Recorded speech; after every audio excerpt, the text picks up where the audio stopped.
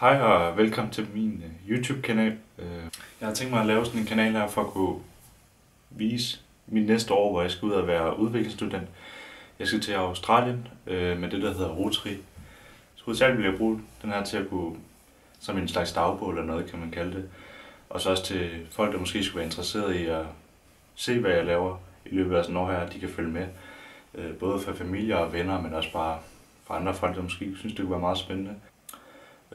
Lidt om mig selv. Mit navn det er Kasper Damlet. Jeg kommer fra Hjørring, hvilket ligger i den nordlige del af Danmark. Jeg har lige afsluttet 9. klasse og tænkte, jeg ville tage afsted sådan her i år, i stedet for at skulle gå direkte til gymnasiet. Så tænkte jeg også, det ville være en kæmpe oplevelse at komme afsted på, så det var derfor, jeg valgte at gøre det. Hvorvidt den her kanal, eller hvad sprog den her kanal den skal være på, jeg regner med at gøre det på dansk til at starte med, så må jeg se om, når jeg bliver rigtig sådan god med det engelske, så kan det være, at jeg skifter over til det, hvis der er nogen dernede, der også gerne vil kunne forstå, hvad der er, der sker i de her videoer. Men videoen, det bliver jeg hovedsageligt dokumentere alle de fede ting, som jeg kommer ud og opleve og sådan noget.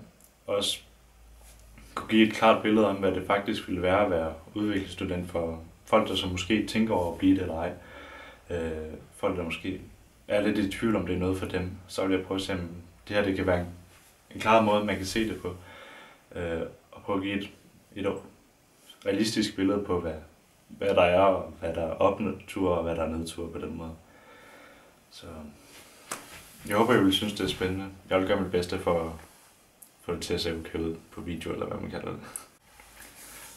Jeg kan nok også mærke, at det kommer nok til at tage lidt tid, før man bliver komfortabel med de her videoer, men vi må se, hvordan det går. Det skal nok bare lige en grænse, der skal overskrides.